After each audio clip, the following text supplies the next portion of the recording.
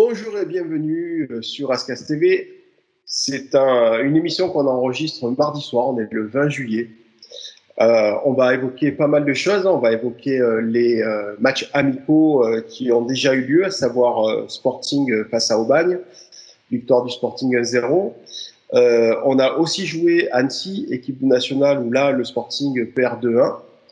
Demain, Toulon affrontera Saint-Etienne et puis on sait qu'il y aura aussi un match à Bon-Rencontre ce samedi. En attendant, nous, on ne parle uniquement de ce qu'on aura vu. On va aussi évoquer le groupe C, le groupe de la mort de ce championnat de National 2, qui est un groupe ultra costaud. Voilà, et puis comme d'habitude, on va sans doute digresser, et puis c'est ce qui fait tout le charme de cette émission. Alors pour nous accompagner aujourd'hui, on a Stéphane qui nous fait le plaisir de revenir. On a notre Jérôme national, et puis Manu qui est en villégiature au frais quelque part en France. Voilà, dans un joli salon. Stéphane, par rapport à ces matchs de préparation, toi, quel regard tu regardes en étant un petit peu éloigné, va-t-on dire, de l'ère toulonnaise?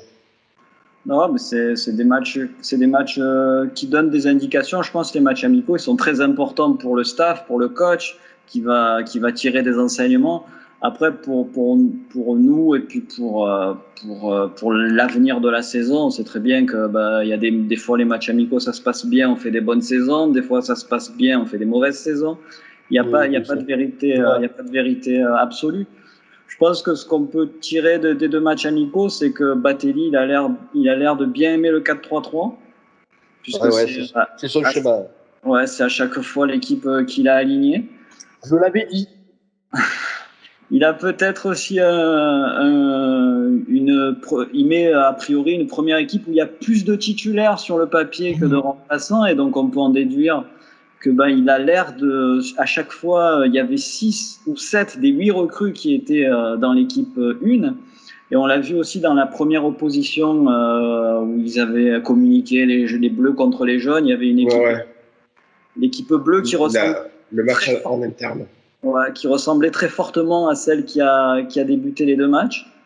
Donc voilà, et puis on peut en déduire du coup que des mecs qui sont arrivés comme Laborde, Sissane, Laurent, Le Marie, Dilo, a priori ils partent titulaires en puissance. Donc... Pas Le Marie, hein. Le Marie il semble avoir déjà entre guillemets un peu perdu sa place par rapport au Fall. C'était Fall qui l'a remplacé, et quand je vois les oppositions à l'entraînement, c'est plutôt Fall qui... La hiérarchie est déjà bouleversée. qui est déjà au niveau des gardiens, on peut s'interroger, puisqu'en fait, il semblerait que Dilo ait démarré ses 2 premiers matchs. Au-delà de ça, c'est vrai que moi, ce qui m'interpelle un petit peu, c'est que le recrutement n'est pas terminé, et alors que finalement, on est à 15 jours, 3 semaines de la reprise du championnat, et c'est vrai que il manque des attaquants. Il y a peut-être encore quelques petits réglages ou peaufinages à faire en termes de recrutement. Et je m'étonne d'une part que ces joueurs ne soient pas encore présents au moment d'attaquer ces 2 premiers matchs qu'on évoque. Mais aussi, là, l'équipe est partie en stage au Chambon, et c'est pareil, le groupe est toujours pas finalisé, semble-t-il. Voilà, c'était juste un petit aparté. Je vais passer la parole, Stéphane, si tu veux bien, à Jérôme, qui lui était présent avec Manu à Bon-Rencontre pour voir cette fameuse rencontre face à Aubagne. Donc, ton ressenti, ton avis comme par rapport à ce que tu as pu... des matchs de préparation en début de saison, avec une année Covid où personne n'a vraiment joué, donc à mon avis des états de forme véritablement disparates entre les joueurs, donc difficile de se faire une idée sur le niveau réel de chaque joueur individuellement, même si déjà on peut voir par exemple Sissane qui a beaucoup parlé, donc il se comporte vraiment comme peut-être le leader attendu. Laborde, j'ai bien aimé aussi, physiquement ça a l'air gaillard et véloce. Donc oui, après oui, des joueurs un petit peu en retenue, peut-être parmi les arrivées, il faut du temps pour s'adapter, peut-être aussi qu'il leur faut du temps. Les latéraux, c'est vrai que ça a été un peu compliqué. Et oui, Madi Koura qui était pas mal milieu de terrain aussi, j'ai bien aimé. Ouais. Ça a l'air physique, ça a l'air costaud. Après, faut voir. C'est pas encore une configuration de championnat. On est dans des matchs de préparation. C'est même pas des matchs amicaux pour ainsi dire, puisque ils ne sont même pas encore partis en stage. Ils ont pas encore ils n'étaient pas encore partis en stage, ils n'avaient pas encore travaillé vraiment physiquement, etc. Donc, à voir. Difficile d'être précis dans l'analyse. Hein. Après, j'ai vu, en deuxième mi-temps, c'était beaucoup de jeunes et les présumés remplaçants qui ont joué. Donc, voilà. Enfin, moi, je peux pas dire grand-chose parce que on est vraiment dans la pré-saison. Donc, on peut pas tirer de conclusion. Hein. Ah ben non, c'est des sentiments qu'on donne. Voilà. Hyper vague. Oui, Puis on a déjà vu des joueurs pendant les matchs amicaux se régaler et faire des saisons catastrophiques et l'inverse se vérifie également. Donc voilà, on peut juste donner un peu un état des lieux, mais alors tout à fait superficiel pour ainsi dire presque. Il y a pas un joueur qui vous a tapé dans l'œil. Moi j'ai bien aimé Laborde sur le premier match oui, en défense centrale, j'ai trouvé hyper véloce et vraiment dur sur l'homme. Il y a même un mec qui m'a tapé dans l'œil, c'était bizarre, c'est Alioune Fall, pour te dire. Je l'ai trouvé plutôt bon, alors, ça fait pas. Hein. Non, je l'ai trouvé très bon. Franchement, sur le premier match amical, il a été excellent, vraiment. Peut-être qu'Alioune avait besoin justement d'une grosse concurrence finalement, parce que l'année dernière, il avait. Oui, il avait Echevarria, bien sûr, mais peut-être que ça a été la piqûre dont il avait besoin pour. Ça fait quand même quelques temps qu'il n'est plus vraiment dans les papiers à la régulière pour être titulaire.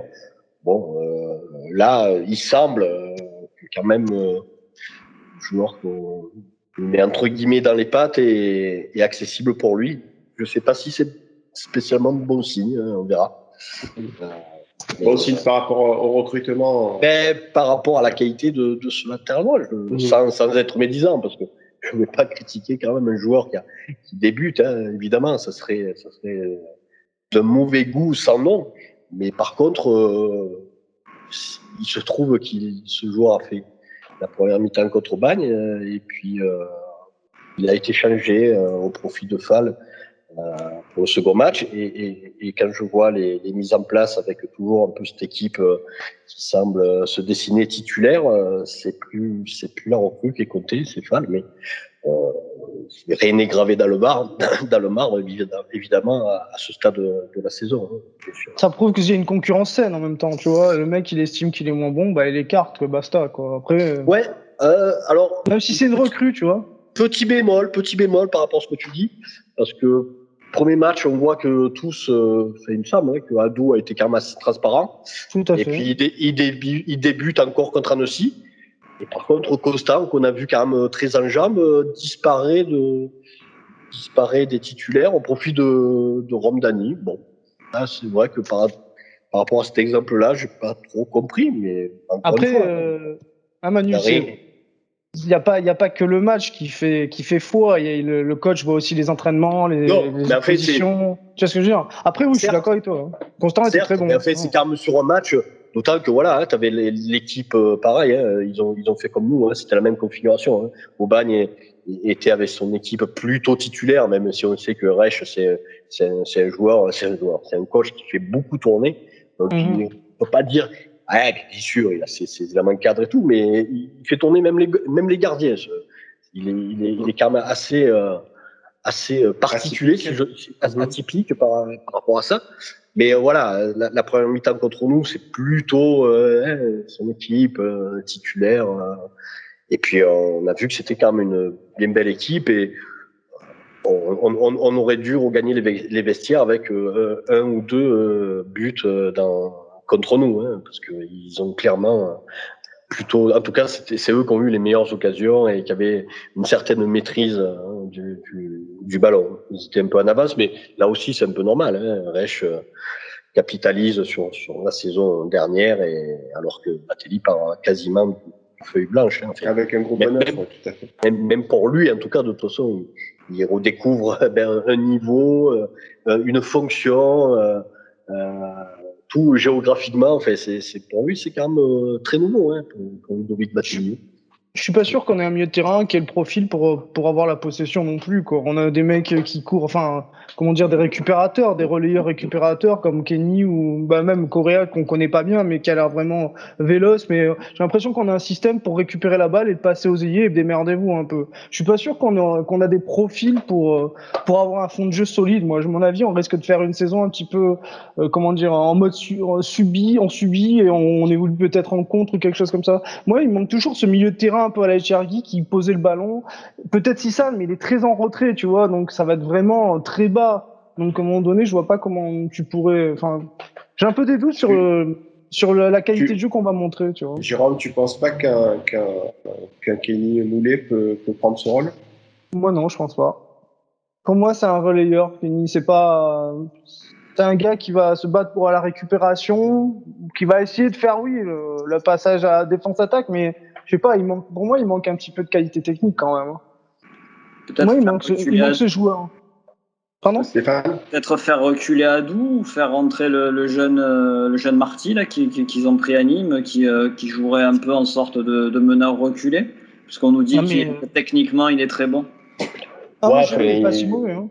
Oui, il est très bon. À mes yeux, il ne faut pas qu'il sorte du lot non plus. Bien sûr qu'il a des prédispositions, il est tout jeune et tout, mais comme je l'avais dit un peu en off, il a des qualités techniques et qualité technique bien sûr, mais il a un gros déficit de taille et de poids. Et d'après moi, ses qualités techniques ne compensent pas ça. Donc, bon, Marty, on verra bien, hein, pareil. Hein, mais c'est un talent à polir. C'est quand même un gros pari. C'est très jeune. C'est très jeune et je vous dis vraiment le physique malgré tout ça compte un minimum. Parce que la touche technique à part Moulet, je vois pas grand monde. Bah, on est d'accord. Sissane, c'est pas aussi gage de technique. Ouais, Sissane, c'est un 6 pur, non? Ça m'a l'air quelqu'un qui va organiser le jeu, je pense. Ça m'a l'air moins technique que Echergui, hein, pour le coup. Ouais. Je pense. Mais Idriss n'est plus là. C'est des supputations, mais bon. Non, c'est mon sentiment. Bon, en tout cas, moi, je n'ai vu aucun des matchs et je pense que je n'en verrai aucun dans la mesure où je passe mon temps sur scène et j'enregistre cette émission juste sur 2 jours off. Ouais, moi, ce qui m'interpelle encore une fois, c'est que le recrutement ne soit pas terminé au moment où l'équipe est en stage. Mais bon, c'est quelque chose qu'on a connu puisque Manu, souviens-toi, il y a 2 ans, un gardien était arrivé directement d'Afrique alors qu'il n'y avait pas de remplaçant. Enfin, voilà. Bon, ouais, c'était un gardien remplaçant. C'est pas tout à fait pareil là. Là, quand même, les attaquants, on voit très bien qu'il en faut. Puis s'il y a bien un poste où tu as besoin d'avoir quand même un peu d'automatisme et tout, c'est bien le poste d'attaquant. Donc c'est ça. Que les attaquants arrivent si tard, moi ça me. Moi, je suis pas tout à fait d'accord quand même. Hein. Tu prends des Abdoulaye Diallo, des Barbier, des mecs qui arrivent en cours de saison, qui s'adaptent en 2-2. Après, moi, j'ai envie de dire aussi, est-ce qu'il vaut mieux pas prendre son temps plutôt que de se tromper? Tu vois ce que je veux dire? Il y a plein d'arguments qui peuvent. Oui, mais enfin. Discutable. Ouais, mais bon, tout est. Non, mais c'est toujours mieux. C'est toujours mieux d'avoir. Non, mais est-ce que cette situation est idéale ou pas? C'est tout ce que je dis. Moi, pour moi, cette situation n'est pas idéale et elle n'est pas. C'est ça qui est souligné. C'est tout ce que je dis. Quand, je suis d'accord. Je sais pas, on peut pas passer un mot sans dire non, mais vous inquiétez pas, c'est Tigana, il sait ce qu'il fait, il est compétent et tout. Bon. Oh, c'est pas ce que j'ai dit. Très bien. Non, mais très bien. Mais alors, quand on dit ça, à la rigueur, ça coupe tout court à la discussion. On n'a plus le droit d'en passer une. Mais je suis désolé. On sait qu'il nous manque des attaquants et puis on le sait depuis. Ça fait 2 mois qu'on le sait. Ce n'est pas 3 jours ou même 2 semaines. Dès le début, ils n'arrivent pas et le temps y passe, ils n'arrivent pas. Enfin, on n'est pas dans la situation. Le championnat proche. Le championnat proche, je sais pas. Et pour l'heure, le seul vrai titulaire, c'est Delgado. On ne se met pas tous les atouts de notre côté. Il n'y a pas qu'en attaque qui manque du monde au milieu de terrain. Moi, je compte 4 ou 5 milieux de terrain capables de débuter en national, même qui ont déjà l'expérience de débuter en national. On en a 3. On a Sissane, Moulet et Bayo. Le reste, le petit Correa de Bastia en national 2, on ne sait pas ce qu'il vaut. Salif Gomez, on l'a jamais vu en National 2. Et puis les on autres, l'a vu, mais pas brièvement. on l'a vu une demi-heure en 2 ans, quoi. Ouais, mais bien sûr. Donc, Non, mais Un peu plus, mais guère plus. ouais. Sur la quantité, on le savait. Sur la quantité, on savait qu'on allait être juste. Hein. Ça, c'était des choses qu'on savait déjà. Hein. Le milieu, ça m'inquiète quand même. Qu'on ait que 3 milieux qui aient l'expérience du National 2 et qui aient déjà joué en National 2. Il y en a 3 et ça m'inquiète vraiment. Enfin, je pense que c'est un choix. J'espère qu'ils sont bons alors et qu'ils seront pas suspendus, qu'ils seront pas blessés, qu'ils seront pas. On le saura sous peu. Qui seront bien physiquement et tout ça. Bon, les trois Bayo, Moulet et Sissane, moi, c'est un milieu de terrain en départ. Bon, Moulet, Bayo, on est monté avec eux, donc c'est que c'est pas mal. Derrière, Gomez Correa, je connais pas. Et Marty, je connais pas non plus. Donc, imaginons quelle équipe on va aligner en Coupe de France. Alors, d'habitude, on la balance, mais alors là, on met les U15 en Coupe de France, les gars. Oh, mais on passera peut-être. Hein. J'espère. Juste pour terminer, un petit. Vas-y. Accessite, un petit coup de cœur pour Brossel, qui a pris un coup ce soir d'ailleurs à l'entraînement, au pied. J'espère que ça sera pas trop grave. Mais ce gamin, il a un petit quelque chose. Il manque Reda qui s'est claqué aussi, pareil. C'est le joueur que j'aime bien, qui est vraiment fragile. C'est dommage ce joueur là, parce que peut-être cette année il aurait fait vraiment. Enfin, il pourra faire encore du bien, j'espère, mais bon, si à chaque fois c'est ponctué par des blessures, ça va être compliqué, parce que pas la première fois, mais si les blessures le laissent tranquille, c'est quand même un joueur qui pourrait être vraiment, j'espère, vraiment apporter beaucoup à cette équipe. Après, c'est aussi l'occasion peut-être de révéler des jeunes, cette situation Romdani, Cissé, Bouzidi, Brossel, ça va peut-être amener un petit supplément d'âme toulonnais ou de jeunes qui ont commencé à Toulon et qui vont s'imprégner un petit peu de la mentalité. Ouais, mais il y a quand même un apprentissage à faire. Ils vont pas arriver, ils vont pas casser la baraque d'entrée. Batelli, il sait aussi faire progresser des jeunes par rapport au CV qu'il a, donc ne voyons pas tout en noir non plus. Non, bien sûr. On ne voit pas tout en noir. Moi, ce que j'ai envie de dire pour clôturer cette première partie, c'est de dire que en fait, on ne saura les choses que lorsque le championnat aura repris. Et en ce sens, j'invite les supporters toulonnais qui le peuvent de s'abonner, puisqu'une superbe initiative est mise en place par le Sporting. Voilà, avec bien sûr les mêmes tarifs pour des primo-abonnés, mais aussi et surtout pour ceux qui l'étaient déjà l'an passé, mettre en place un abonnement inconditionnel au pluriel, bien évidemment. Pour les abonnés 2020-2021, abonnement 21-22 offert et 50% de réduction à vie. Magnifique. Voilà, donc c'était juste une transition. Je voulais souligner quand même cette initiative parce que c'est une bonne chose. On sait que ça a vraiment grincé entre les supporters et le club la saison passée. Donc bon, voilà, je me dis que peut-être pour un début d'apaisement ou une poursuite je pense qu'il est déjà en route l'apaisement, puisque je pense que tu vas dire ce que je voulais dire.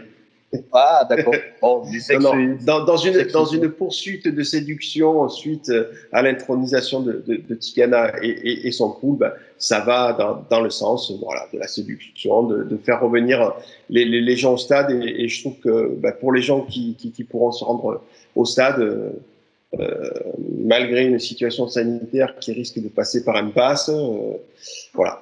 C'est une bonne initiative et je voulais le... vas-y alors. Non, mais parce que comme tu dis là, c'est une pratique un peu de reséduction, mais je pense que d'eux-mêmes, les supporters, avec leur venue à l'entraînement, étaient déjà dans une autre dynamique. Un autre état d'esprit, par rapport à l'année dernière, où l'année dernière, c'est bien normal et ils faisaient un petit peu la gueule pour pas dire autre chose. Et puis cette année, ils ont envie de croire à ce projet Tigana et ils montrent qu'ils sont là. Et bon, en venant à l'entraînement, chose qu'ils n'avaient plus fait pour encourager dire aux joueurs, au staff qui seraient là cette année, ça faisait bien longtemps qu'on n'avait pas vu une initiative de leur part par rapport à ça. Donc, non, mais quand même... toutes les planètes sont alignées cette année au sportif. C'est quand même très bien. Je veux dire, ça récompense aussi des gens qui se sont braqués une saison à 20 points en national, qui se sont braqués les 3 matchs de suspension de terrain. Les gens qui se sont abonnés l'année dernière, ils ont vu un match Toulon-Marignane. Bon, on a gagné 4-1. Mais bon, ça fait 50 balles le match Toulon-Marignane. Il n'y en a pas beaucoup qui les mettraient. Pour l'abonneur de Palens, il a payé 50 balles un Toulon-Marignane. 4-1, ça fait... 70 euros en de Palens.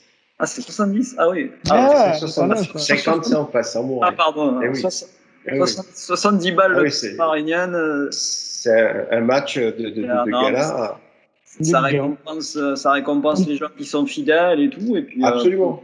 Ça permettra de dire moi j'étais un inconditionnel, j'ai vu Toulon hier, Toulon le Lavandou. Il y a ceux qui disaient j'étais déjà en DH et puis maintenant voilà le Plagico. Voilà. Et puis désormais il y aura les inconditionnels. Allez, la parenthèse abonnement, belle initiative, on tourne la page et puis on va attaquer ce qui pour moi est le gros sujet de cette émission, c'est le groupe C de National 2 avec un groupe de la mort, comme je le disais lors de la présentation, avec pour moi, et peut-être que ça plaira pas à grand monde, 2 favorites qui sont Grasse et Fréjus, tout simplement parce que les coachs sont en place depuis longtemps, parce que ce sont 2 clubs qui sont structurés, ce sont 2 clubs qui travaillent très bien. Voilà, donc pour moi ce sont les favoris et puis le Sporting peut-être en outsider avec quelques autres. On ne sait pas ce que Martigues donnera par exemple, on ne sait pas ce que Aubagne donnera, on sait par exemple aussi que Rumi s'est mine de rien renforcé après tout son beau parcours en Coupe de France et puis bien évidemment, tout le monde attend de pied ferme le IR 83 FC de Mourad Boudjelal. Donc voilà, ça va être une grosse poule, mais je le redis pour moi, les 2 favoris, Fréjus et Grasse. Donc Stéphane, voilà, si tu veux attaquer sur ce groupe. Des favoris, il y a presque que ça, quoi. Il y a presque que des équipes qui ont envie de monter. Et puis donc, du coup, ça permet aussi de donner un petit mot sur notre calendrier. On commence par, sur les 4 premiers matchs, on fait 2 déplacements chez les co-leaders de l'année dernière. Et on reçoit les nouveaux riches Hierrois et le relégué Lyon-la-Duchère. Donc, moi, j'ai regardé un petit peu les matchs amicaux, même si on peut pas en tirer trop de conclusions. La Duchère, ils avaient recruté pour rester en national, donc ils sont même en bis administratif pour essayer de remonter. Ils ont gagné 4-0 contre Béziers, qui était un cadre l'année dernière dans sa poule. Ils ont battu aussi Gol FC 2-1. Donc, je pense que Lyon-Duchère, qui est en relégué de national, a des grosses ambitions et qui vont remonter de suite. Fréjus aussi, forcément, c'est un favori. Après, l'année dernière, j'étais pas convaincu du tout par le jeu mis en place par Valem quand ils viennent gagner à Toulon. C'est vraiment tous derrière à partir du moment où on marque un but chanceux. Je suis pas sûr que Valem, ça soit un coach qui fasse jouer beaucoup son équipe et peut-être que ça va le desservir. Je pense qu'il manque beaucoup d'imagination. Et à un moment, quand on veut monter, on peut pas être frileux, tout ça. Donc bon, par rapport à l'effectif, oui. À la fin, je pense pas. Hier, forcément.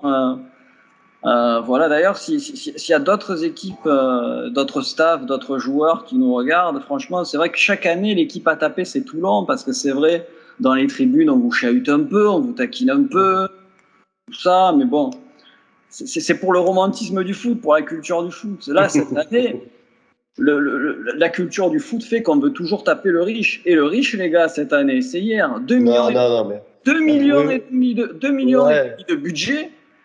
Ils crient sur tous les toits qui roule en BM. Alors, les gars, les autres clubs, si vous avez envie de vous taper un riche et le Sporting, et puis on a Gentilgana aussi. Il amène pas des trucs, mais les gens vont vouloir aussi taper le trio magique. justement, il a dit. Alors, nous, on est tombé sur Claude Joy parce qu'on n'arrivait pas à monter en national parce qu'on avait 1,2 million de budget. Alors, avec 2,5 millions, si tu n'arrives pas à monter en national, dans une interview, c'est la chouma intersidérale. Non. Mettons la pression sur les Hiérois. C'est injuste et malhonnête ce que tu fais là. Parce qu'ils sont dans un nouveau. Je suis supporter, donc je suis injuste et malhonnête. Non, mais là, il faut essayer d'être objectif. Cette année, tout le monde sait, et hier les premiers, que cette année, voilà, ils sont. Et Morad est là-dedans, hein, il le dit, et je pense que là, pour le coup, il est sincère. Il sait que cette année, il est en phase d'apprentissage. Par contre, l'année prochaine, je tiendrai pas le même discours. L'année prochaine, ça sera pas la même chose. Mais cette année, d'après moi, en tout cas, ils se mettent pas la pression pour monter, et je pense qu'ils ont bien raison. Je dis à Laurent Cuiseau, franchement, quand tu joues contre une équipe qui a 2,5 millions de budget, mets-toi à poil pour les taper, et à tous les adversaires aussi, hein, les gars. Mettez-vous tous à poil pour taper les riches. En Ligue 1, on peut taper le PSG parce que c'est le club le plus riche. Je pense qu'en National 2, il faut tous se lâcher sur hier et laisser le Sporting tranquille. Et laisser sûr, c'est que le changement de statut, ça sera pas évident pour Compa. Hein. Je fais partie de ceux qui disent que un coach, on loue toujours un coach. Il fait pas avec le peu qu'il a, il arrive à faire du bon boulot, tout ça, mais c'est aussi un luxe de travailler dans le calme et la sérénité. Hier, si tu perds 3 matchs, t'as peut-être pas bon, alors on commence à y penser, mais t'as pas ta tête vraiment en jeu. À Toulon, c'est juste de la science-fiction. Et ça sera pas évident pour Compan de peut-être de le digérer. Donc c'est pour ça que ce changement de statut, t'as plus de moyens, mais tu perds en sérénité. Il y a de la pression supplémentaire. C'est pas la même limonade. Après, c'est très lent. Il y a aussi Gol FC qui est dedans, qui est dans les équipes qui peuvent monter. Et puis il y a la traditionnelle surprise, celui qu'on cite jamais. Alors des fois c'est grâce. Cette année, j'ai vu que Saint-Priest, par exemple, ils ont pris une dizaine de joueurs. Ouais. C'est des équipes qui savent se débrouiller aussi. Louan Cuiseau, c'est un nom quand même ils ont fait quelques années de Ligue 2. Ah, ils ont perdu du monde, mais bon. Ouais. Donc, c'est un groupe très très homogène et il n'y a pas d'ordre. Non, juste pour dire que hier, avec le recrutement en nombre qu'ils ont fait, je pense pas que ce sera pour faire de la figuration. Et il me semble avoir lu quelque part qu'à la base,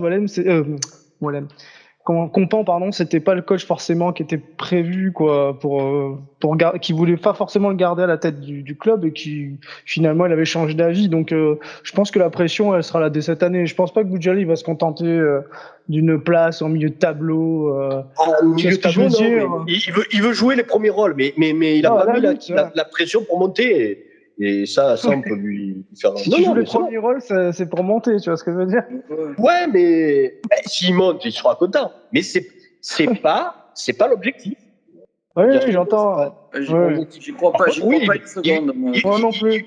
Il voudra, oui, que vous y croyez ou pas. Moi, je sais que personnellement, c'est pas une équipe que je mets dans les favoris. Je vois pas hier monter, comme je vois pas Toulon monter. Oups. Voilà, mais après, une fois que j'ai dit ça, j'ai rien dit.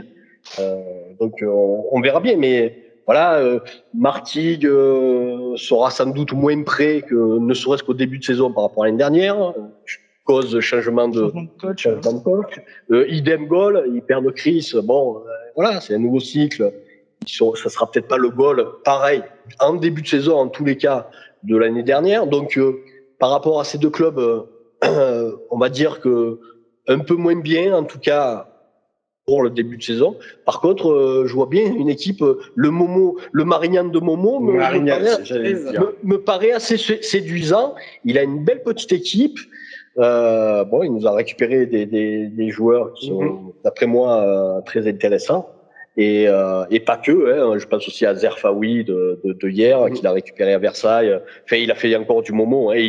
Je sais pas s'il va faire Sebou, mais s'il fait Sebou, ça va encore un peu plus s'étoffer.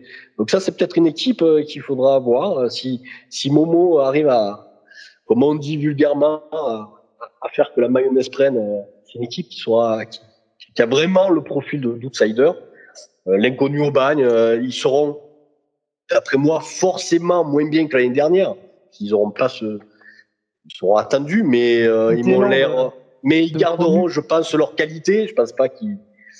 Ouais, et puis cette fameuse équipe surprise, non, vraiment, c'est plus que jamais très homogène, je trouve. Mais voilà. Dans le changement de statut, tu évoques bon, bien sûr hier avec l'arrivée de Mourad Boudjelal, mais enfin, pour moi, qu'on le veuille ou non, Aubagne, tu le disais, va être attendu. Il a changé de statut. Il a été leader et joué les premiers rôles la saison passée. Donc voilà, on sait que ça va être attendu. Gol FC, même si effectivement ça perd le policier à la tête de l'équipe, mine de rien, il y a quand même des moyens et il y a des ambitions. Comme tu le dis, Marignane, et parce que je les ai vus jouer, ça m'a paru très très intéressant. Et puis quand on connaît, comment dire, la finesse ou la connaissance du monde amateur de Momo Sadani, voilà, on ne peut. Enfin, moi, je ne veux pas croire que Marignane va se contenter de jouer dans les 10 premiers. Ça paraît évident qu'ils seront mieux que l'année dernière. L'année dernière, ils étaient vraiment D'autant que c'est un Marignane qui a fusionné avec Côte-Bleue. Donc là aussi, c'est encore des moyens supplémentaires. Voilà, il y a tout un tas de choses qu'il faut garder à l'esprit. Alors, bien évidemment, tout le monde met en lumière le voisin hiérois. Mais une chose est sûre, c'est que finalement, beaucoup d'équipes ont changé de statut, changent de statut cette saison à différents niveaux et de différentes manières. Mais il y a quand même des choses intéressantes qui se préparent sur ce championnat à venir. Après, pour moi, Fréjus, c'est le grand favori de la poule quand même. Ouais. C'est stabilisé depuis un moment, ça travaille bien. C'est ça. Après, j'ai entendu dire que, soi-disant, ça jouait pas forcément bien ou ça manquait d'ambition dans le jeu, c'est ça? Ouais, c'est pas forcément sexy. Mais bon. tu sais, ça fait des saisons qu'on est en CFA. Ouais, mais des équipes qui montent en jouant bien, franchement, j'en ai pas vu beaucoup, je te assure. Ça se joue jamais sur le jeu. Jamais. C'est la niaque, c'est l'état d'esprit, c'est des duels. Ah ouais, c'est ça, tu sais, sexy en CFA. Tu montes jamais en national et par le jeu. J'ai pas de précédent.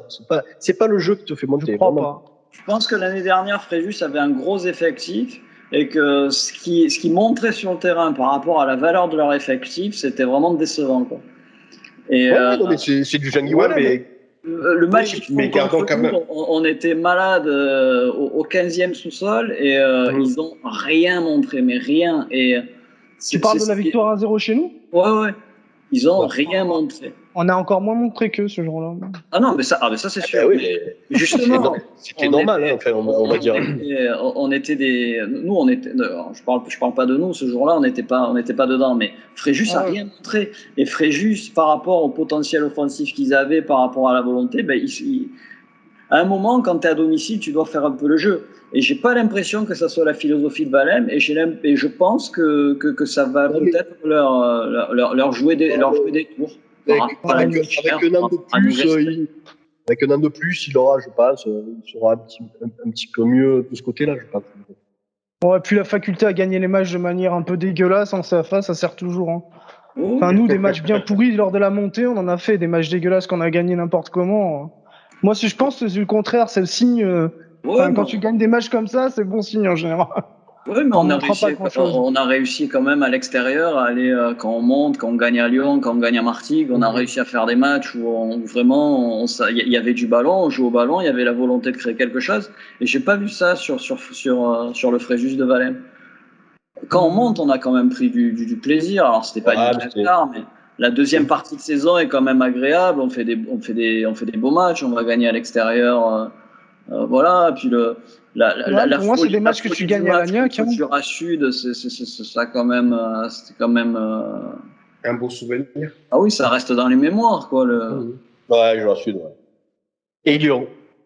Et Lyon, oui, le match à Lyon, c'est exactement comme ça qu'il faut jouer. On a l'équipe pour jouer comme ça. Tu disais, Jay, qu'on pouvait jouer en contre. Là, contre une équipe qui joue bien au ballon comme Lyon, si on arrive vraiment à poser les bases d'une équipe de contre avec Bomba, Constant, tout ça, Delgado, si ça tourne bien, on peut à l'extérieur faire des matchs sympas. J'espère me tromper, oui. Pour moi, on n'a pas une équipe pour faire le jeu, j'en suis quasiment persuadé. À voir. Pour l'instant. Oui, après, peut-être qu'on va découvrir des joueurs qui vont s'affirmer. Je sais pas, Sissane, peut-être qu'il aura un rôle un peu plus. Je sais pas, on verra. De toute façon, on connaît pas assez les joueurs individuellement. On n'a même pas vu leur réel niveau, en fait. Puis on connaît pas le style de jeu de Batelli. Hein. Sa patte, s'ils prennent quelque chose de précis, bien sûr. Ouais. L'ambition qu'il aura, comme tu dis. À l'Estar, là, comme on a vu là, dernièrement de l'Italie, alors on parle de jeu, on parle de recrutement, mais le truc le plus essentiel dans tout ça, c'est de former une équipe. Ouais. Si t'as pas d'équipe, après les principes de jeu, etc., c'est secondaire. Ça vaut l'en éclat, même. Ce qui sera prépondérant et important pour faire une bonne saison, c'est d'avoir c'est de créer une équipe. Et c'est là, et si tu la crées cette équipe, après tu peux bien jouer comme tu veux, quoi. Donc c'est pour moi le plus gros chantier qu'a à faire Batelli et globalement tous les coachs s'ils veulent réussir.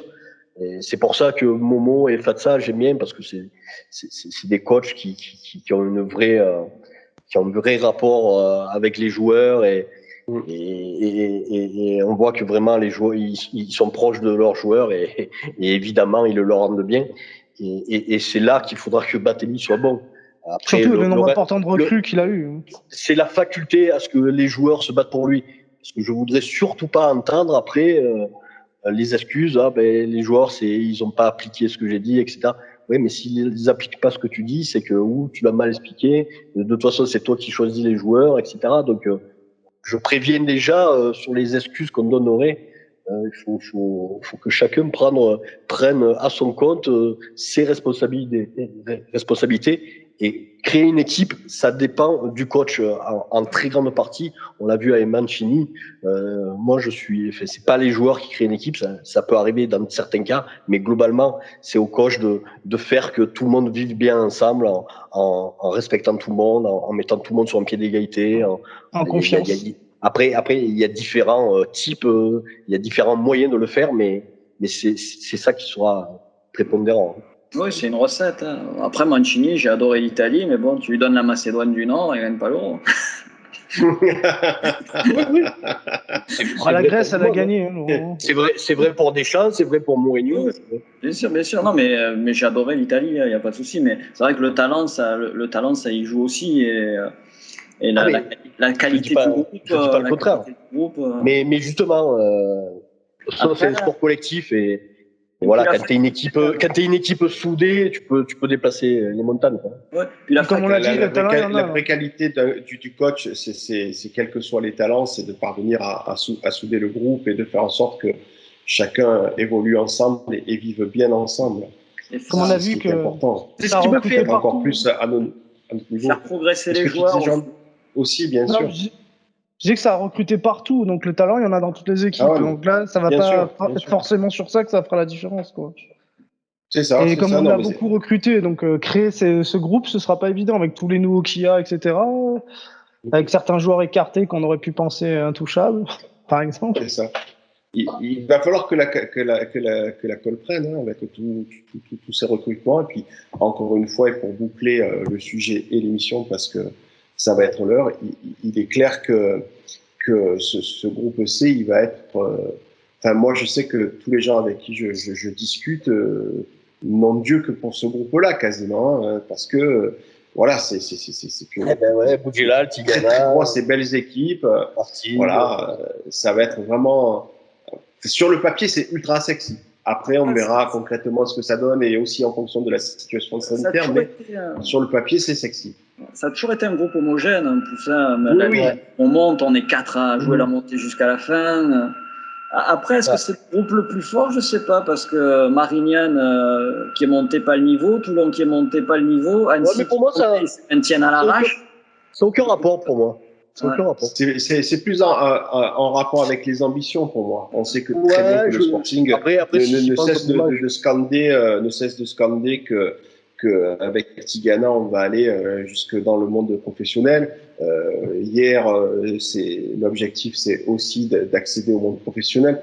Et puis il y a tous les autres. Il y a tous les autres groupes. Voilà, Marty qui veut le retrouver puisqu'il l'a connu. L'étoile, voilà. Enfin, je veux dire, il y a Tout le monde a cette ambition-là. Pour la Duchère, c'est pas une équipe qui fait forcément peur, dans le sens où, on le sait, les équipes qui descendent, on en a toujours peur par réflexe, un peu comme ça, mais dans les faits, je crois que tout groupe confondu, sur les 10 dernières années, je crois qu'il y a 2 ou 3 équipes qui remontent après être descendues, qui remontent immédiatement en national après être redescendues en national 2.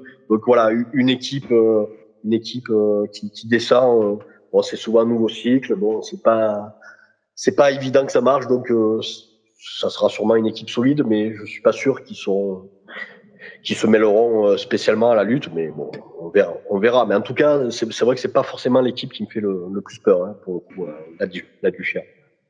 J'aimerais quand même être rassuré un petit peu par ou Batelli ou Tigana, et qui m'explique clairement, qui fasse une interview, une petite com en disant bon, on a fait ce recrutement restreint, c'est choisi.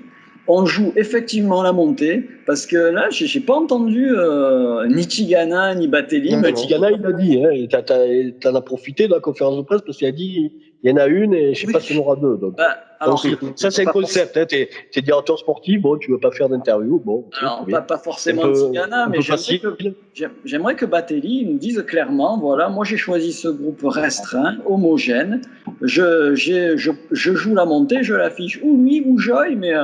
oui, ça pourrait être aussi l'actionnaire majoritaire, bien sûr. Ça pourrait être Claude qui j'ai lu l'annoncer. J'ai lu, je pense, sur le forum de la Rascasse qu'on jouait une montée en 2 ans. Et moi, j'ai l'impression que c'est ça, en fait. Parce qu'on a un groupe très restreint. Ça ne ressemble pas à une équipe bâtie pour monter. Ouais, voilà. Je voudrais être rassuré que Joy ou Batelli me disent « T'inquiète, Steph, cette année, l'objectif, c'est la montée, et voilà pourquoi on a recruté, que ça soit expliqué clairement. » J'ai pas eu ça. Alors, je suis content de devenir un inconditionnel, mais je veux la petite cerise, vraiment un interview de l'actionnaire ou de Batelli qui disent on joue clairement la montée, voilà. Si tu veux en off, on te donne le numéro de téléphone de Batelli. Je l'ai dans mon répertoire. Bon, comme ça, il va me donner les futurs recrues. Si voilà, il va tout te dire. Il va tout te dire. Ses principes de jeu. Non, mais c'est sûr. Enfin, là où je te rejoins, c'est qu'effectivement, c'est un petit peu pour l'instant, en termes de communication, c'est assez vague. Hein. C'est bien évidemment retrouver le monde professionnel, mais concrètement pour cette saison. Ouais, mais quand Voilà, c'est ça.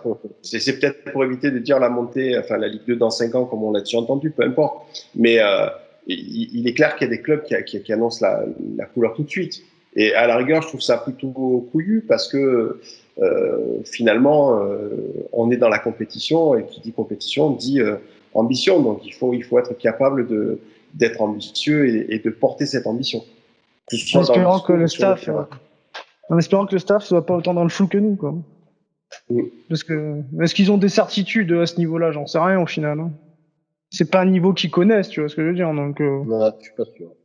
Beaucoup de paris, je sais pas. On verra. De toute façon, le terrain, on parlera.